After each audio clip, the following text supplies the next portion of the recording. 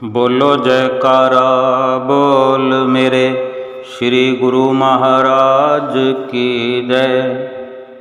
सभी गुरुमुख प्रेमियों से सप्रेम जय सच्चिदानंद।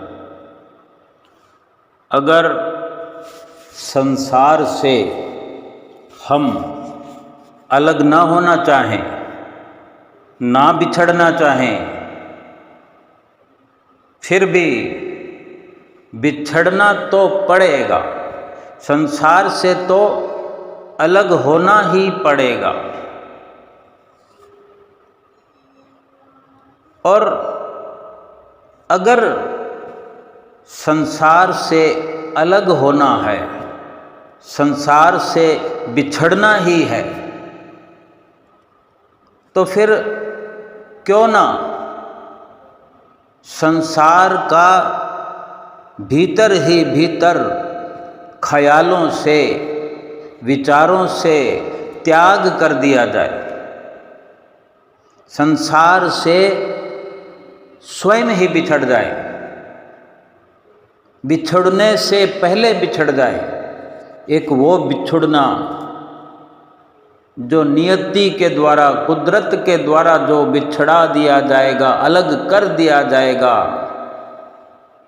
जब जीव, इंसान, हम मृत्यु के मुख में जा रहे होंगे संसार से बिछुड़कर,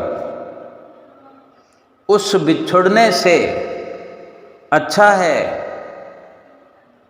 कि संसार के ख्याल, संसार में रहने का, संसार से मिलने का, संसार को अपने भीतर बसाने का ख्याल हटा दे, बिछड़ जाए, संसार से अलग हो जाए। देखो, कोई ये सोचे कि रहना तो संसार में ही है, तो फिर अलग कहाँ जाए, कैसे जाए। संसार से अलग रहने वाले जंगलों में भी चले जाते हैं, कहीं छुप कर बैठ जाते हैं। कहीं भी चले जाएं, किसी स्थान को बदल लें, जगह को बदल लें, ये बिछड़ना नहीं है, ये त्याग नहीं है। जहाँ हैं, जिस हाल में हैं, वैसे ही रहें। हमारे भीतर जो एक सोच बनी हुई है, संसार की जो लालसा बनी हुई है, संसार की जो धारणाएं हमने अपने बीच में, अपने अंदर भर रखी है कि संसार मेरा है, मैं संसार का हूँ, संसार मेरे काम आएगा, संसार से मैं निभा रहा हूँ, निभाता रहूँगा, ये धारणाएं गलत है। अगर ये धारणाएं हटा दी जाए, ये विचार अंदर से निकाल दिए जाएं कि संसार न मेरा था, न मेरा है, न रहेगा, और इन्हीं धारणाओं की, इन्हीं विचारों की जगह एक प्रभु का जो नाम है, प्रभु के साथ जो हमारा वास्तविक मिलना जरूरी है, जो वास्तविकता है कि अगर प्रभु से हम बिछड़ना चाहें भी तो भी बिछड़ नहीं पाएंगे। हम प्रभु से अलग नहीं हैं, आज भी हम प्रभु के साथ ही हैं और प्रभु हमारे साथ ही हैं, लेकिन हम बिछड़े हुए हैं विचारों से, ख्यालों से। हमने ये धारणा बना रखी है कि हम तो संसार के हैं, क्योंकि हमारी चित्तवृत्तियाँ, हमारी सोच, हमारी सारी जो मेहनत है, पुरुषार्थ है, परिश्रम है, वो सारा संसार पर मर मिटने का है। अपने आप को अगर कर्तव्य परायण कर रखा है तो संसार की ओर, अपने को संसार की ओर लगा करके हम संसार का बन करके हर वक्त रहते हैं और यही दर्शाते हैं और सारी कुर्बानियाँ संसार पर करते हैं, मर मिटने की हद तक संसार से नेह करते हैं, संसार से ही प्यार करते हैं। प्रभु से भला, सतगुरु से भला कितना प्यार करते हैं, कितना नेह है, कितना सतगुरु से मिलने की चाह है, हमारी लगन है। संसार से जितनी हमारी विचारधारा मेल खा रही है, क्या वो सतगुरु से, भगवान से, प्रभु से विचारधारा मेल खाई है कभी? क्या जैसा संसारिक नज़रिए से हमारा जीवन व्यवहार बना हुआ है, जितनी मेहनत और जितना पुरुषार्थ हम संसार के बनकर करते हैं, क्या प्रभु और सतगुरु का बन के हमने कोई पुरुषार्थ किया है? क्या हमारे पास समय भी है कि हम सतगुरु के बारे में सोचें, सतगुरु से अवगत हों, सतगुरु को अवगत कराएं कि मैं आपका हूँ, आपका हो गया हूँ, आपका होना चाहता हूँ। कोई आदेश प्राप्त करें उनसे कि मुझे आदेश करिए। जहाँ बैठे हैं वहीं का वहीं ये संकल्प दोहराया जा सकता है। करने कराने के लिए 100 हजार युक्तियाँ हैं, विधियाँ हैं, विधान है, लेकिन जहाँ हैं इस वक्त अभी का अभी ये अपने अंदर संकल्प ले सकते हैं कि ये सतगुरु मैं आपका बनना चाहता हूँ, मैं आपका बन गया हूँ। फिर देखें क्या सतगुरु हमसे दूर हैं, अलग हैं, भले हमारे साथ ना हो। अगर संसार को हम समझते हैं कि हमारा है, हम इतनी कुर्बानियाँ करते हैं, इतना मर मिटने की हद तक संसार के साथ रुचि रखते हैं, तो क्या संसार हमारे लिए तैयार खड़ा है? संसार में कौन हमारे लिए कुर्बान होने के लिए खड़ा है? क्या हम दावे के साथ कह सकते हैं कि फलां व्यक्ति है, फलां कोई सामान है, कोई रुतबा है, कोई पद है, ऐसा कोई धन धान्य है, कोई ज़मीन जायदाद है, कोई हमारे वक्त मुसीबत में काम आए, क्या भरोसा किया जा सकता है? नहीं किया जा सकता। लेकिन आज सतगुरु का बनकर देखें, सतगुरु का बनकर देख लें, अभी का अभी यकीन हो जाएगा कि सतगुरु हमारे थे, हमारे हैं, हमारे रहेंगे। फिर भला हम क्यों भाग रहे हैं संसार की ओर और सतगुरु को छोड़कर, सतगुरु को पीठ देकर उस संसार के पीछे भाग रहे हैं, जो संसार आगे आगे आगे भागता जा रहा है, भागता जा रहा है और आज तक हमारे हाथ आया नहीं है। हमने ये सोचा है, हमने भले ही ये मान लिया है कि मैंने ये प्राप्त कर लिया, वो प्राप्त कर लिया, लेकिन वो सब अधूरा है। क्या हम तृप्त हो गए हैं? क्या हमको लगता है कि हमने संसार को पा लिया है? अगर आधे हैं, अधूरे हैं, तो संसार को तो पाना बाकी है। आज से 20 साल पहले भी संसार को पाना बाकी था, आज भी संसार को पाना बाकी है, आज के 20 साल बाद भी संसार को पाना बाकी रह जाएगा। अंतिम श्वास में भी संसार की प्राप्ति की इच्छा बाकी ही रहेगी और इसी इच्छा के साथ हम इस शरीर को त्याग करके चले जाएंगे। संसार की पाने की इच्छा को मन में ही लेकर चले गए, संसार से खाली हाथ। संसार को लेकर तो न गए, संसार को प्राप्त करके तो हम यहाँ से विदा नहीं हुए और सतगुरु को प्राप्त करने की कभी दौड़ लगाई नहीं, कभी मेहनत या कोई पुरुषार्थ किया नहीं। तो हम स्वयं विचार करें कि हमारे हाथ पल्ले क्या आया, क्या किया हमने यहाँ पर आकर। कौन सी जो सच्चाई है उसको तो भुला दिया, फिर क्या हम इस जीवन का लाभ लेकर यहाँ से गए या जाएंगे। लेकिन अभी अवसर तो है हमारे पास स्वर्णिम अवसर अभी भी है, सोने जैसा अवसर है, सोने पर सुहागा हो सकता है ऐसा अवसर है। जितना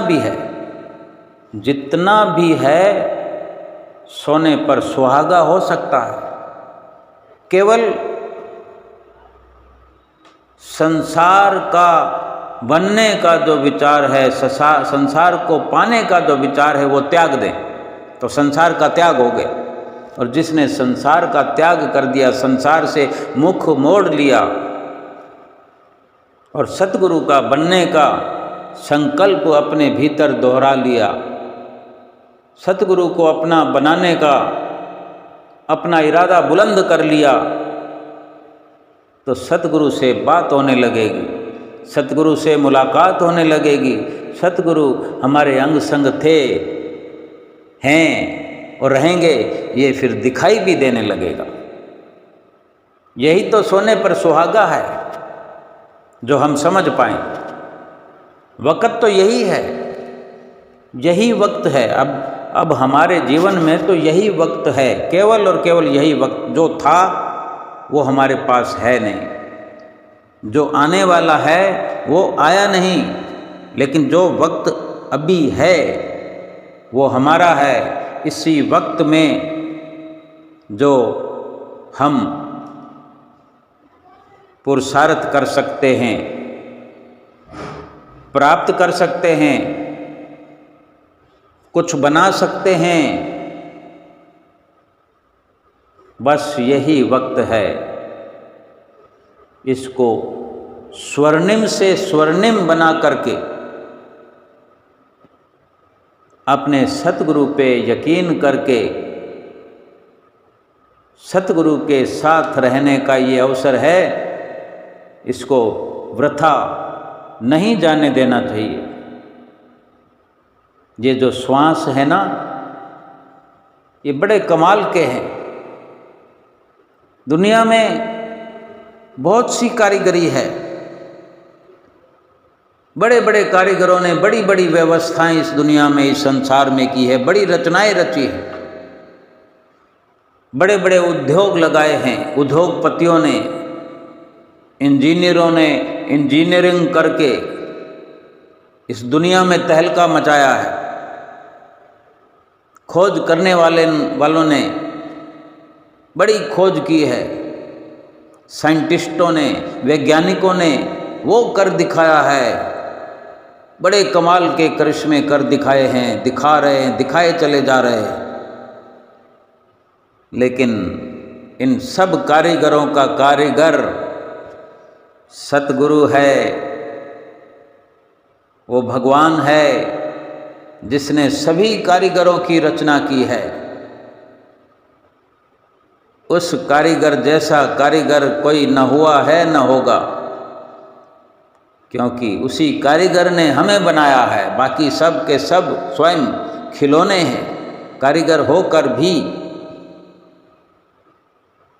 ऐसी उत्पत्ति नहीं कर सकते, ऐसा नजराना पेश नहीं कर सकते।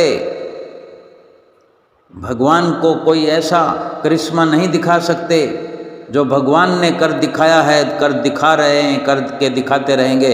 भगवान ने ये रचना बनाई है जो इसमें, इसी सृष्टि में इंसान को बनाया। इस इंसान के भीतर जो श्वास हैं बड़े कमाल के हैं। कभी श्वासों को गौर से परखा है हमने, कभी गौर से देखने की कोशिश की है, कभी कोई समझने की कोशिश की है कि कैसे है ये श्वास, कैसे मिलते हैं, कैसे चलते हैं और कैसे चलते चलते चलते अचानक से रुक जाते हैं, खेल खत्म। है ना कमाल के। फिर संसार में तो कोई कारीगर ऐसा नहीं है कि थोड़े बहुत श्वास इसमें डाल दे, असली नहीं तो नकली श्वास डाल दे इसमें और चला दे इसको, इसकी आवाज़ को बुलंद कर दे, इस शरीर को पहले जैसा कर दे, इस शरीर को दुरुस्त कर दे।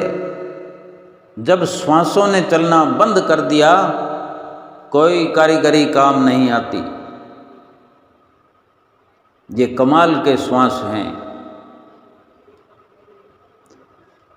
तो हम ये विचार करें कि इन कमाल के श्वासों को प्राप्त करके हमने कौन सा कमाल दिखाया।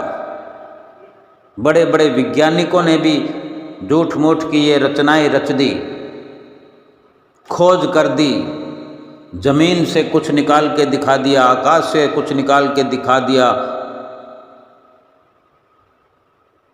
कहाँ कहाँ क्या क्या आविष्कार किया जा सकता है।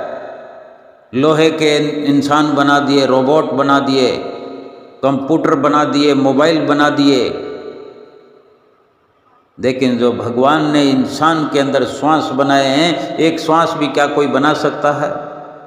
तो फिर हम कभी सोचते क्यों नहीं कि ये भगवान ने जो कमाल किया है इंसान को बना करके, ये किस लिए किया है? हमारे भीतर ये ऐसे कमाल के श्वासों का खजाना रख दिया है। एक दो श्वास तो नहीं हमारे अंदर, चार श्वास तो नहीं, हजारों हजारों श्वास तो हम रोज का रोज खर्च कर देते हैं और 20 साल से जी रहे हैं, 30 साल से जी रहे हैं, 40 साल 50 साल से जी रहे हैं, 60 साल से भी जी रहे हैं और इससे आगे 80 साल से भी जी रहे हैं। कोई हमारे माता पिता बहन भाई 100 साल के भी होकर के जी रहे होंगे। तो हिसाब है कि कितने श्वास हमने काम में ले लिए। 24,000 श्वास रोज के काम में लिए जाते हैं, खर्च किए जाते हैं। और जो 100 साल का होकर बैठा हुआ है इस दुनिया के अंदर, भगवान की इस कायनात में, भगवान के इस कमाल के साथ जी रहा है, तो खुद से कभी विचार किया हो कि हम इस कमाल के श्वासों से भी कोई कमाल कर सकते थे? क्या सोचा हमने? नहीं सोचा। तो अब सोच सकते हैं, आज सोच सकते हैं, सोचा जा सकता है, समझा जा सकता है और इन कमाल के श्वासों से कमाल किया जाता है, कमाल किया जा सकता है। और जब सतगुरु की शरण प्राप्त होती है, जब संसार से अपनी सुरती हटेगी, संसार की ओर से मुंह मोड़ करके सतगुरु की ओर मुख, अपनी सुरती, अपना तसव्वुर, तवज्जो, उनकी नज़दीकी हासिल करके कुछ उनसे शिक्षा दीक्षा ग्रहण करेंगे, उनसे कुछ और कमाल सीखेंगे कि इन कमाल के श्वासों से कौन कौन सा कमाल किया जा सकता है, तो वो सतगुरु हमें बताएंगे कि कितना कमाल हम अपने इस जीवन में इन कमाल के श्वासों से कर सकते हैं। वरना तो 24 के 24,000 श्वास रोज के रोज लुटाए जाओ, खर्च किए जाओ। इतना कमाल हम कर देंगे कि सारे श्वासों को खाली करके एक दिन कमाल करके चले जाएंगे और फिर 84 लाख योनियों में पड़े चिल्लाएंगे। ये भी हम यकीन नहीं करते संतों महापुरुषों की वाणियों पर, सिर हिला देते हैं लेकिन अमल नहीं करते। श्वासा खाली जात है 3 लोक का मोल। कबीर साहब जी कह रहे हैं तो कहते रहे, मुंह से पढ़ लेते हैं, कानों से सुन लेते हैं कि जो उन्होंने कहा कि कहता हूँ कह जात हूँ, कहा बजाऊं ढोल, श्वासा खाली जात है 3 लोक का मोल। ये संत महापुरुष ये स्वयं कमाल के हैं, कमाल की रचना रचाते हैं और इसी शरीर के भीतर और बाहर ऐसी रचना रचाई है सतगुरु परमेश्वर ने कि कमाल ही कमाल किए जा सकते हैं। इन पैरों से चल करके ये कमाल किया जा सकता है कि रोज सत्संग में जा सकते हैं। सतगुरु के दर्शन करने इन पैरों से चल कर जाया जा सकता है। पैरों से चल कर जाएंगे। कान से कमाल होगा कि सतगुरु के वचन सुनेंगे। आँखों से सतगुरु का दर्शन करेंगे। मन से, दिमाग से अनुभव करेंगे कि सतगुरु क्या कह रहे हैं। हमारे भीतर एक कसौटी है, उसके द्वारा परख की जा सकती है कि सतगुरु जो वचन कर रहे हैं वो झूठ है कि सच है। हम यकीन माने, हम विश्वास करें। और विश्वास तो हुआ पड़ा है कि ये जो दुनिया है एक भूल भुलैया, भटक कर रह गए हम। इस दुनिया के अंदर सुख नहीं है, इस दुनिया में कोई मित्रता नहीं है, कोई दोस्ती नहीं है, कोई उपहार नहीं है। रात और दिन उपहार हमें मिल रहे हैं, हम उपहार दे रहे हैं, कोई हमें दे रहा। अब घर में कोई शादी हो, कितने मिलने मिलाने वाले हमारे घर उपहार लेकर आते हैं, कोई लिफाफा लेकर आते हैं जिसमें नोट डले हुए होते हैं, ढेर लगा देते हैं। हम देकर आए हैं वही तो हमें लौटाने आते हैं। हम देते रहे वही फिर एक साथ मिलजुल कर इकट्ठे होकर आ जाते हैं। ये उपहार हो गए।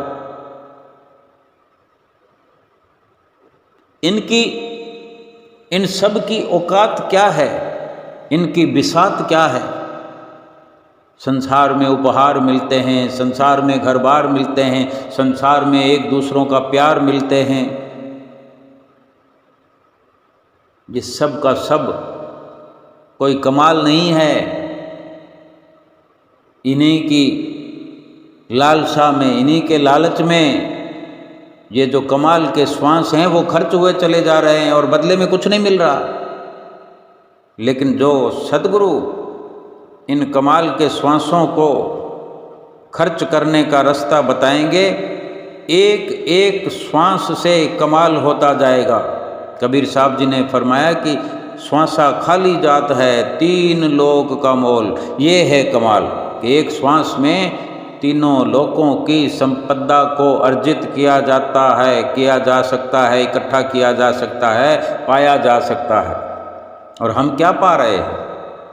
संसार को पाने की लालसा में 24,000 श्वास रोज खर्च कर रहे हैं। संसार का कुछ हिस्सा भी हमने प्राप्त किया? कुछ भी संसार का प्राप्त किया हमने?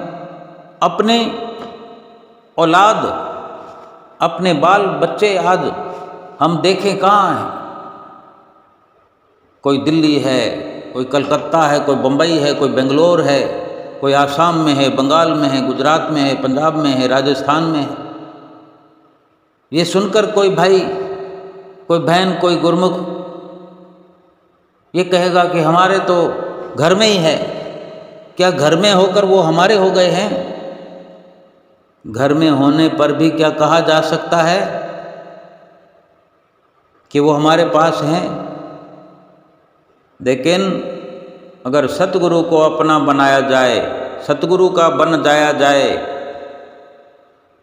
तो सतगुरु चाहे बेंगलोर में हो, दिल्ली में, बम्बे में, कलकत्ता में, देश में, विदेश में, हिंदुस्तान में हो, पाकिस्तान में हो, तुर्किस्तान में हो, लंदन में हो, कनाडा में, कहीं भी हो, इतना दूर होकर भी हमारे पास में है। ये फ़क्र करने की बात है, ये गर्व करने की बात है। और यही सतगुरु का कमाल है जो हमें कमाल करना सिखाते हैं। जब इस प्रकार से सतगुरु का बन करके और सतगुरु को अपना बना करके श्वासों को खर्च किया जाता है, ये श्वास जो हैं एक एक श्वास उपहार के रूप में सतगुरु को समर्पित करें, फिर ढेरों ढेरों श्वास सतगुरु हमें समर्पित करेंगे।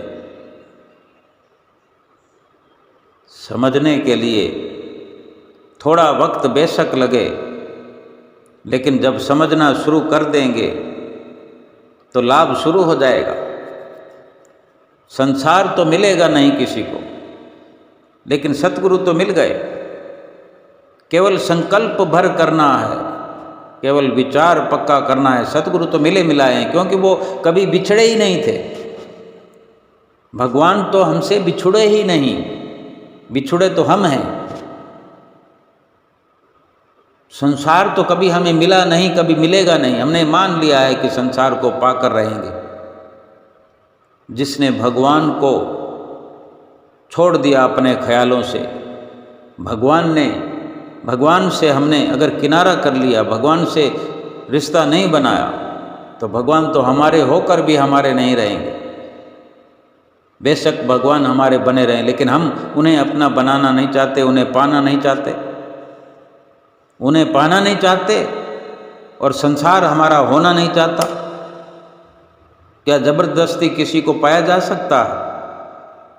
जो हमारा ना बनना चाहे, क्या उसको हम अपना बना सकते हैं? संसार की तो यही फितरत है। संसार कभी किसी को नहीं मिला, ना मिलेगा, चाहे एक जतन करें चाहे 1000 जतन करें। और सतगुरु रूप में जो हमें रब मिला है, भगवान मिला है, वो तो हमारे ही हैं। केवल इतना महसूस करके देखें कि ये हमारे हैं, और जो हमारे हैं उसको कैसा प्राप्त करना, उसको तो केवल मानना है, उसको दिल से स्वीकार करना है, दिल से अपनाना है। बस जो बीच में पर्दा है माया का, उसको खींच देना है बीच से। बस इतनी देर है, सतगुरु हमारे और हम सतगुरु के। ये कोई मुश्किल पुरुषार्थ नहीं है, बहुत आसान है, आसान से आसान है। दिल जो संसार की वासनाओं से भरा पड़ा है, संसार की कामनाएं जो दिल में घर किए हुए हैं, दिल धर्मशाला बन गया है। कभी सोचा नहीं, कभी विचार नहीं किया, क्या धर्मशाला में कोई रह सकता है? हम स्वयं नहीं रह सकते धर्मशाला में। हमने धर्मशाला अपने दिल को बना कर रख दिया है। हमें खुद को ये नहीं पता कि हम कहाँ हैं, हमारे पास क्या है, हम कहाँ हैं, क्या हमने पाया है, क्या पाना चाहते हैं और क्या प्राप्त करने के लिए दुनिया में आए थे। कुछ भी तो समझ नहीं है, फिर समझ कैसे आएगी? जो हमारा अपना है, भगवान हमारे हैं, सतगुरु हमारे हैं। सतगुरु को भुलाने से हमारा कितना नुकसान हुआ है, कितना नुकसान हो रहा है। सतगुरु को जो कि भगवान हैं, उनको भुला देने से जो नुकसान होता है, 100 हजार लाखों करोड़ों दुश्मन भी मिलकर हमारा इतना नुकसान नहीं कर सकते जितना सतगुरु को भुला देने से हमारा नुकसान हो गया है, हो रहा है, और इसी प्रकार होता रहेगा अगर अभी हम संभल नहीं पाए तो।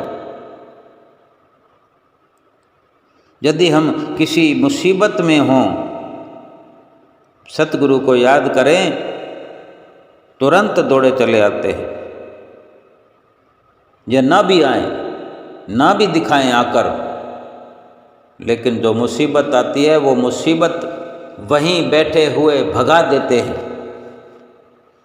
या फिर जहाँ मुसीबत होती है वहीं सतगुरु खड़े होते हैं, लेकिन हमें एहसास तक नहीं होने देते, लेकिन मुसीबत को वहाँ से जड़ से उखाड़ कर फेंक देते हैं। ये सतगुरु का कमाल है।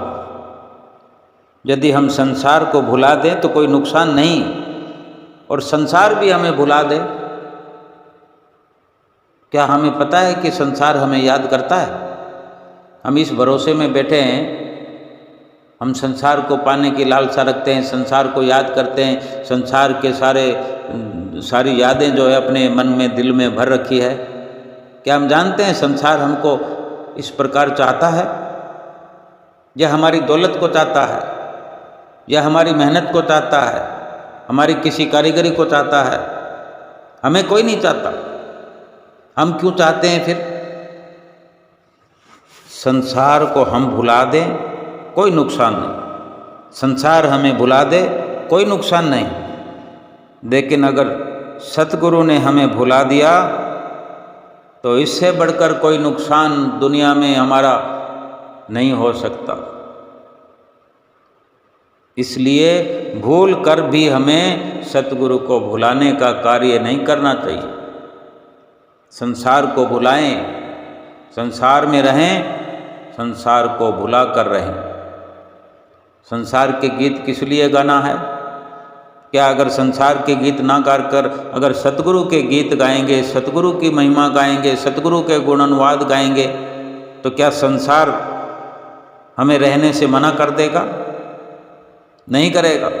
संसार खुशी से स्वीकार करेगा हमें, क्योंकि ये रचना तो सतगुरु की है।